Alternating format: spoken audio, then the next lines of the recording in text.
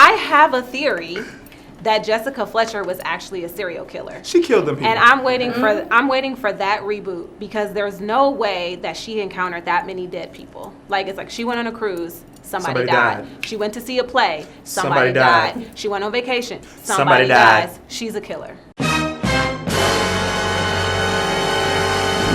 After he ghosted you, I did not get ghosted.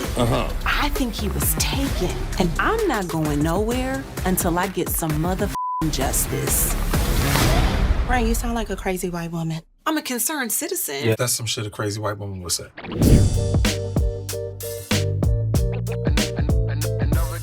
I think it's a super relatable thing nowadays, because we were just talking about that. Like, everybody has been ghosted and everyone has been the ghostee to some degree. And because I'm happily married, I've been married for a while now, and so I haven't been on the apps, I haven't been ghosted, but I feel like people come to me with their horror stories and they come to me for advice, because I have been with my husband since college for so long that I feel like I had an interesting point of view on it, and I wanted to give women a little bit of wish fulfillment of, like, you know what, I am not going to take a ghosting lying down. I'm going to see what happens, and also affirming them and, like, no, girl, you are amazing, and it's not you. He didn't call because he was kidnapped. That's it. That's really what happened. And wish him well.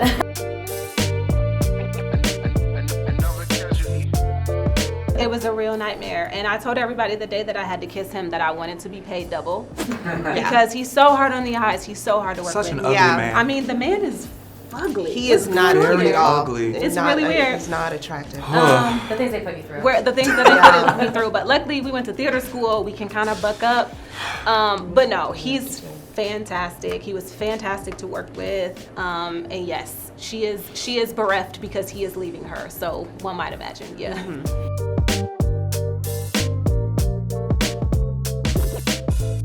Yeah, Mr. T, in the friend group that is your amateur private investigator team, I look at Mr. T as intel. You always need that person that's like, I can grab the information, I can do something with the information, I can give you the information you need that leads to the next thing. And I think as the series goes along, we all start off reluctant.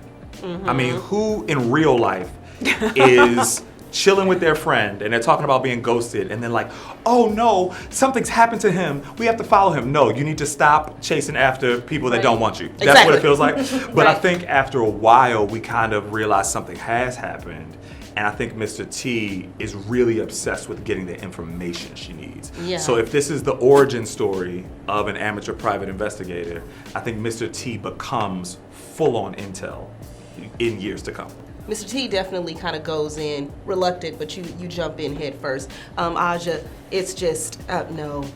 No, she has her own thing going on. She loves her friend dearly, but she's really trying to figure out, why are you so inclined on getting to know why this guy ghosted you? You have so much other things that we can be thinking about, and we got goals that we need to accomplish, you know? Yeah. But I think in the end, or even in the middle, pretty much, she kind of's like, you know what, this is my best friend. I'm her only best friend.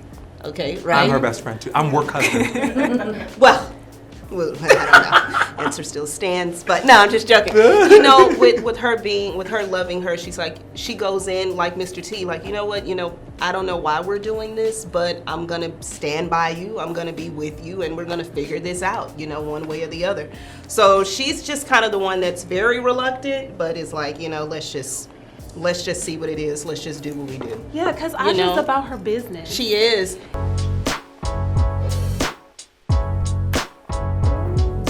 Absolutely, like, we stay fly in Detroit. It's a whole Google Detroit suits, Google Detroit furs.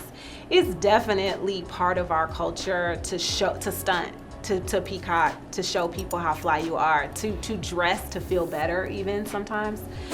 So that definitely worked its way into the show. And we had two really great costume designers, Paige Guerin, who set the show, and Anitra, who finished off for us. And they put us in some fly looks, and we thought it was important not only to show the culture of the city, but also, I think TV should be fun and should speak to entertaining people on multiple levels. Yeah. And I'm certainly one of those people that will rewatch a season of Sex and the City to watch the clothes go by just Yeah. as much as the jokes and stuff. And so I just wanted to have that little something for everybody. Fashion can be its own character in Absolutely. these shows. For That's the sure. reason why Sex and the City, I was just going to say that I watched Sex and the City just to see what Carrie had on that day. Yeah. You know what I'm saying? It's just, and the fact that Detroit is so flashy, and I'm learning a lot about Detroit with being styled like the Detroit way. I'm like, okay, they do name brand. I mean, and it's fly, you know. So I'm like, okay, I'm learning a lot about how they style, and it's really colorful. It's fun. And it could be real name brand, or it could be And from hey, the, well, we not go- from It's- the it's gas real, station, but you it know? still has a name brand on there. Yeah. So, yeah. It's somewhere.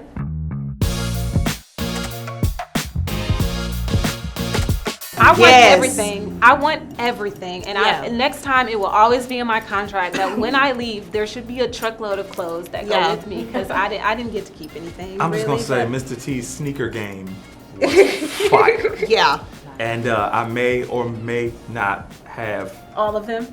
Well, can I plead the fifth after I just admitted that out loud? Yeah, the clothes in the show were so cool because they helped. I also think they helped tell a version of the genre that I feel like she's trying to interpret. This is a modern noir, and she really is pushing the genre forward. And so if you really, really watch and kind of squint your eyes, you'll see the hints to everything that's a part of a noir. It's something about that hat that Dick Tracy wears. It's something about the trench coat. It's something about the car. And so all those elements in a modern lens are in the show. So yeah, we look fly, yes, Detroit, but also I think the fashion helps to support what you're telling in terms of a modern, new age, forward pushing mystery. Yeah. Absolutely.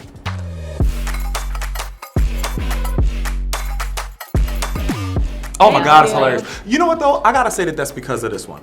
Like DIARRA's sense of humor in real life is really, really like specific and awkward and inappropriate and perfect. And as much as we love the classy woman that is Phylicia Rashad, she told me that one of the reasons she said yes to the project is because she loves your comic timing. Wow. Did she And- tell you that? No, she didn't. She told me that. Yeah. So I can tell you. Isn't that How's that crazy? feel? It feels good. I mean, she's our sitcom mother, so that's a really big compliment. Yeah. And she don't just be handing out compliments either. Yeah. So it's a genuine A one. lot of things that you would think were improv, and it's like, no, actually, That was it's written. on the page.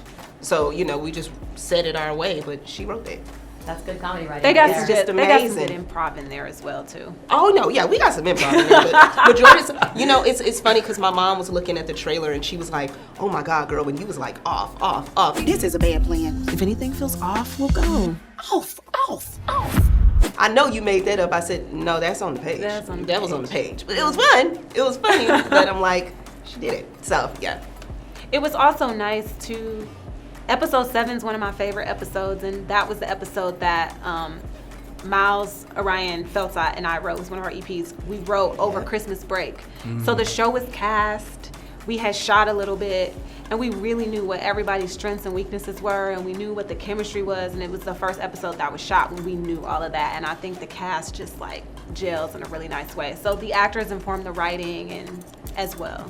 Also one of my favorite episodes. Episode 7 is It's amazing. Buckle up.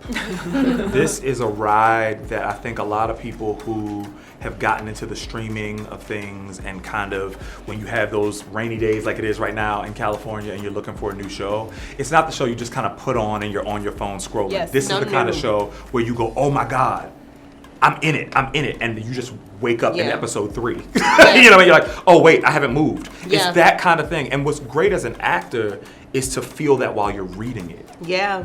Like, I say it all the time that I'm not a big fan of a lot of pilots. They're just hard to do. You have to create a world. It's a lot going on. You got to meet all these people.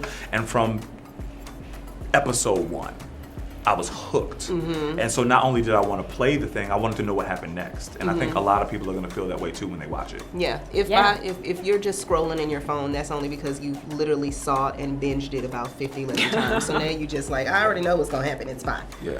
And she's so specific in her details of her writing too that you want to really watch it because there's like little like Easter eggs and things that a person who really loves Gotta true pay crime attention. or a person who really loves mysteries they're gonna fall in love with this show because they've never been told this way. Right. Have you seen the comment section on the YouTube trailer? Because it's like overflowing with positive comments. Oh, that's what I exciting. sent it to them, and I was like, it is overwhelmingly amount. I'm like, oh man. Yeah. They're holding like people are very excited. Like Yeah. it's getting a lot of buzz already. I'm gonna tell you this. I'm gonna know we reached the pinnacle of success when literally when my white friends say, you know what? I signed up for that bet. and Brian, I gotta tell you, that show. Can I just say? When my white friends say, I signed up for Bet Plus, and let me tell you, Bet Plus has a show on it. And that is my show. And when my white friends say that, I know we made it. That is a soundbite. That is a soundbite because I do have to say this last thing. I'm like, are the cameras still on? I do have to say this one thing is that sometimes I feel like there is this unspoken thing that content that is female driven is for women and content that is black driven is for black people. And so content that is black female driven, it gets whittled down to a smaller and smaller group. And I really did make a show that is specifically entrenched in black culture, very specific to the city of Detroit, but it is for everybody. And the seed of it comes, like I said, from those shows that we all watched pressed up against our grandmothers, black, white, and whatever. So we hope that as the community, people will rally around this show because it's a good time.